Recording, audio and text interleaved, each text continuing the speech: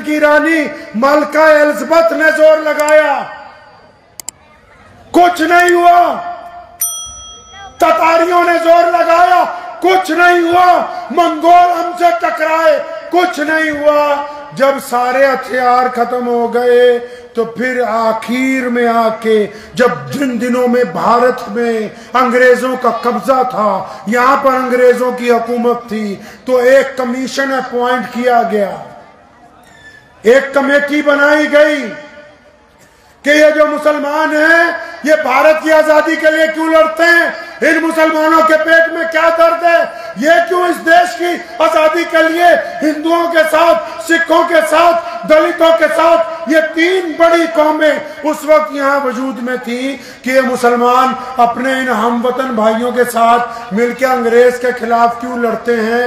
تو وہ کمیشن جو اپوائنٹ کیا، اس نے رپورٹ تیار کر کے دی، کہنے لگا یہ مسلمان انگریزوں کے خلاف اس لیے لڑتے ہیں کیونکہ ان کے نبی کہہ گئے تھے کہ دشمن جب تم پر غالب آ جائے، جب دشمن ظلم کرنے لگ پڑے، جب دشمن دھرتی پر قابض ہو جائے، جب دشمن بیٹیوں کی عزت کے ہاتھ ڈالنے لگے، جب دشمن لوگوں کے مذہب کی آزادی چھیننے لگے، ان کے نبی کہہ گئے تھے کہ سب کچھ برداشت کرنا ہے لیکن ظلم برداشت نہیں کرنا۔ اب کیونکہ ملکہ ایلزبتھ نے ساری اتہاس پڑھ رکھا تھا، جیسے میں نے آپ کو سنایا، کم وقت میں وہ تھی تو بادشاہ کی بیٹی، اتنی بڑی سلطنت کی رانی تھی، اس نے سارا اتہاس پڑھ رکھا تھا۔ اس نے جب کتابیں کھولی، اوہو کہ موسیٰ بن نصیر نے ہماری پٹائی کی، قطبہ بن مسلم نے ہم پر فتح حاصل کی، خالد بن ولید ہمیں آگے رونتا ہوا نکل گیا، سلطان ایوبی ہمارے سامنے لوہے کی دیوار بن کر کھڑا رہا۔ جب اس نے تاریخ کے اوراق پلٹ کر دیکھے، اس کو پتہ لگا کہ میدان جنگ میں جیتنا ان سے کوئی بات نہیں، میدان جنگ میں ان سے جیتا نہیں جا سکتا۔ پھر دشمن نے وہ کیا جو آج تک روایت بنا ہوا ہے۔ کیا کیا پھر دشمن نے؟ پھر دشمن نے کہا کہ ان میں غدار ڈھونڈو،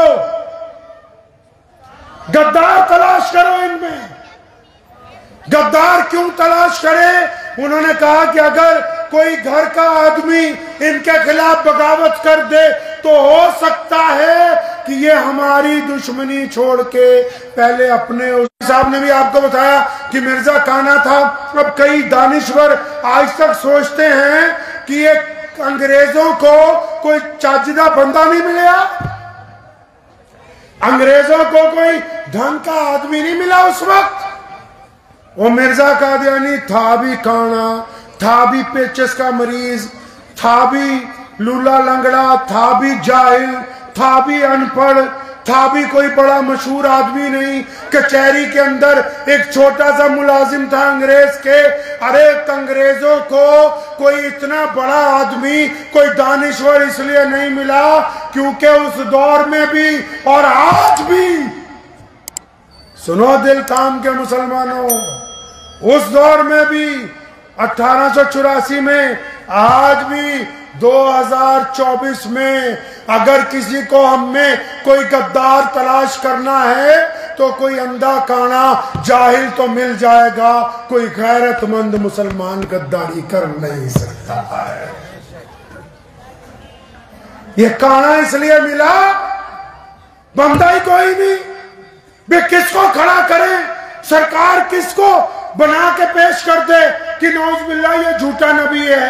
یہ جھوٹے نبی والی بات انگریز کے دل میں اس لیے آئی کیونکہ جب رسول اللہ ہمارے نبی آنکھوں سے پردہ کر گئے تھے نا، جب رسول اللہ اپنے حجرے میں چلے گئے، جب مسلمانوں کو پتہ لگ گیا کہ اب قیامت کے دن ہی ملاقات ہونی ہے، تو ایک بندے نے نبوت کا دعویٰ کر دیا تھا، مسلمہ کذاب نے۔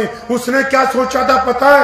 اس نے سوچا تھا کہ رسول اللہ پردہ کر گئے، یہ تو روتے پھر رہے ہیں، یہ گلی کوچوں میں گرے ہوئے ہیں، عمر فاروق تلوار نکال کے آپس اپنا آپا کھو چکے ہیں، یہ دیکھو مسلمان کوئی کسی کوچے میں بیٹھا ہے، کوئی کسی دیوار سے ٹیک لگائے بیٹھا ہے، یہ رو رہے ہیں، ان کے نبی تو نہیں رہے ان کے سامنے۔ اگر ایسے وقت میں دعویٰ کر دوں گا تو ہو سکتا ہے نعوذ باللہ مجھے مان لیں.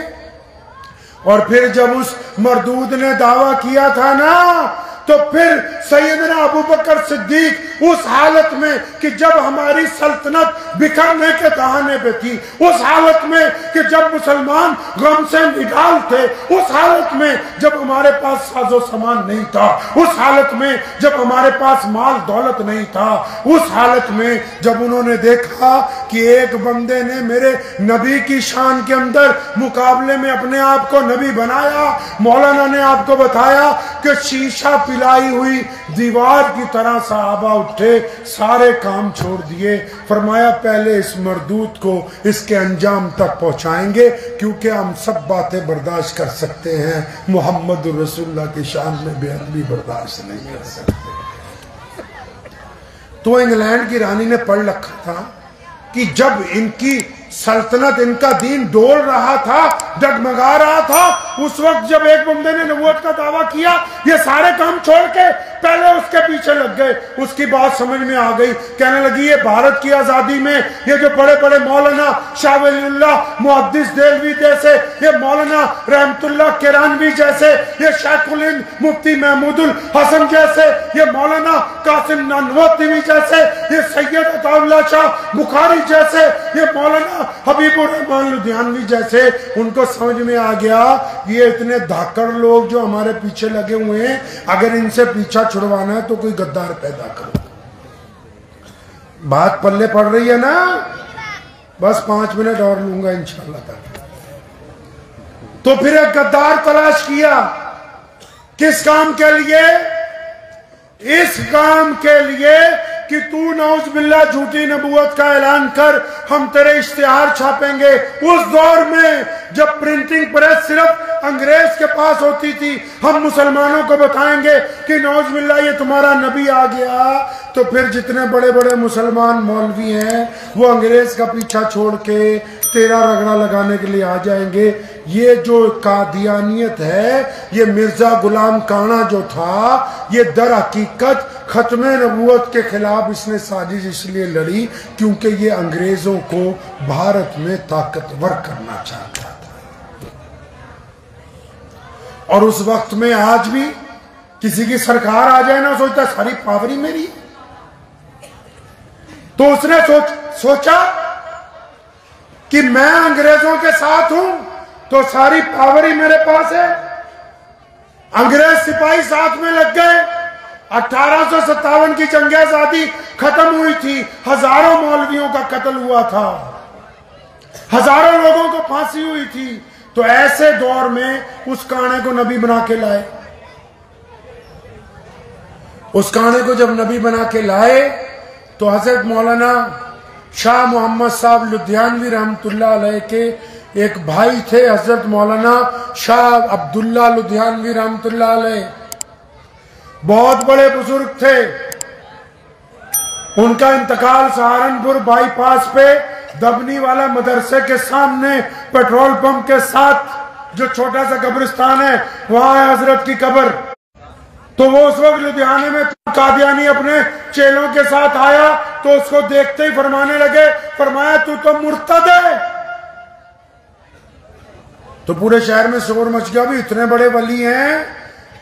اور سہارنپور کے گاؤں دیہات میں بھی اللہ والوں کے پاس جاتے ہیں، اونٹنی والے بزرگ کے نام سے 18ویں صدی میں وہاں مشہور تھے، بھی اتنا بڑا اللہ کا ولی ہے. یہ تو مرزا قادیانی شکل سے مولوی لگتا ہے، شکل کے ساتھ عالم لگتا ہے، جبہ کبہ پہن کے آیا ہے، بڑھیا کپڑے پہنے، 4-5 مرید ساتھ میں. حضرت جی نے اسے مرتد کہہ دیا. تو شور مچ گیا. تو لوگ حضرت کے پاس آئے، فرمایا مجھے اس کے ماتھے پر لکھا نظر آ رہا ہے، میں اس کو مسلمان کیسے کہوں؟ تو چنانچہ اس کی کتاب براہن احمدیہ وہ بانٹتا پھر رہا تھا. اس کو مولانا شاہ محمد صاحب لدھیانوی رحمت اللہ علیہ اور مولانا شاہ عبد العزیز لدھیانوی، ان دونوں بھائیوں نے ایک رات میں اس کتاب کو پڑھا۔ کفر کے انبار لگے ہوئے تھے، نعوذ باللہ حضور صلی اللہ علیہ وسلم کی ختم نبوت کا انکار تھا، عیسیٰ علیہ السلام کے خلاف سازش تھی، صحابہ کرام کے خلاف سازشیں تھیں، اس ملک کے خلاف سازشیں تھیں۔ صبح اٹھتے ہی اس نے تو یہ سوچا تھا ڈی سی صاحب میرے ساتھ ہیں، انگریز گورنر میرے ساتھ ہے، پہلی چوٹ ماری، فرمایا ساری حکومت چاہتے کا دشمن ہے، اسلام سے خارج ہے، اب قیامت تک تجھے کوئی اسلام میں داخل کرنے والا ہے نہیں ہے۔ تو مرزا قادیانی کا انکشاف ہو گیا۔ اب قادیانی کیا چاہتے ہیں جی سنو، آخری بات، قصہ بہت لمبا ہے لیکن قادیانی کیا چاہتے ہیں؟ اسلام کہاں سے چلتا ہے پتہ ہے آپ کو؟ مسجد سے؟ اور بولو نہیں، قرآن سے، یہ سپورٹنگ چیزیں ساری، مولویوں سے۔ سمجھ لو ایک بات چھوٹی سی، بالکل چھوٹی سی بات، قادیانی ہو یا یہودی ہو یا اسلام مخالف طاقتیں، ان کو ایک ہی بات پتہ ہے، سچی سچی بتاؤ، ہم لوگ کوئی ملک صاحب ہیں کہ نہیں؟ بولو، انصاری صاحب ہیں کہ نہیں؟ ارے کوئی ملک ہے، کوئی انصاری ہے، کوئی پٹھان ہے، کوئی قریشی ہے، کوئی میر صاحب ہے، کوئی ڈار ہے، کوئی چوہان ہے، کوئی جاٹ ہے، بولو ہے کہ نہیں؟ اور آگے آ جاؤ، کوئی سنی ہے، کوئی دیوبندی ہے، کوئی اہل حدیث ہے، اور بولو ہے کہ نہیں؟ کوئی جماعت اسلامی والا ہے؟ پوری دنیا میں جتنے رنگ ہیں اتنی ہمارے پاس برادریاں ہیں، مسلک ہیں، دل پہ ہاتھ رکھ کے بتاؤ، کسی کو کچھ ہوتا رہے ہم وچار کرتے رہتے ہیں۔ آج بھی پوری دنیا میں اگر کوئی رسول اللہ صلی اللہ علیہ وسلم کی شان میں بے ادبی کی کوشش کر لے تو پھر ہم سب کیا ہیں؟ پہلے مسلمان ہیں۔ کائنات میں اگر ہم کو کسی نے جوڑ کے رکھا ہے، کائنات میں اگر بیت اللہ باقی ہے، کائنات میں اگر قرآن باقی ہے، کائنات میں اگر اسلام باقی ہے تو صرف محمد الرسول اللہ۔ نعرہ تکبیر، نعرہ تکبیر، تاجدار ختم نبوت۔ ایک بات پلے باندھ لو، قادیانیوں کا مقصد بس اتنا صحیح کہ اگر ان کے ہاتھ سے رسول اللہ کا دامن چھوٹ جائے گا پھر نہ یہ ایمان کے ہیں نہ روزے کے۔ اور سنو کان کھول کے، کوئی دانشور، کوئی ملا مولوی، کوئی پروفیسر، کوئی وزیر اگر یہ اتنی بات کہہ دے کہ نعوذ باللہ قادیانیوں کے ساتھ بیٹھ کر بات ہو سکتی ہے، سنو، جو رسول اللہ کے دشمن کے ساتھ بیٹھنے کی بھی سوچتا ہے وہ اسلام سے خارج ہے، اس کا محمد الرسول اللہ سے کچھ لینا دینا نہیں ہے۔ ارے جو ہمارے باپ کو برا کہہ دے ہم اس کے ساتھ بیٹھنے کے لیے تیار نہیں، اگر کوئی ہماری ماں کو برا کہہ دے ہم اس کے ساتھ بیٹھنے کے لیے تیار نہیں۔ یہ تو رسول اللہ صلی اللہ علیہ وسلم کے خلاف سازش کرتے ہیں کہ ہم کسی قادیانی کے ساتھ بیٹھ سکتے ہیں، کیونکہ ہمارا ایمان کب تک ہے؟ جب تک رسول اللہ سے تعلق ہے۔ کس سے بھائی؟ اور بولو کس سے تعلق ہے؟ رسول اللہ سے۔ اور سنو، ایمان جب بیدار ہوتا ہے نا تو دنیا کی بڑی سے بڑی طاقت اس کا مقابلہ نہیں کر سکتی۔ مجھے امید ہے کہ آپ کو یہ ویڈیو پسند آئی ہوگی، اگر پسند آئی ہو تو یہ آپ اپنے دوستوں کے ساتھ شیئر کریں اور اس چینل کو سبسکرائب ضرور کریں۔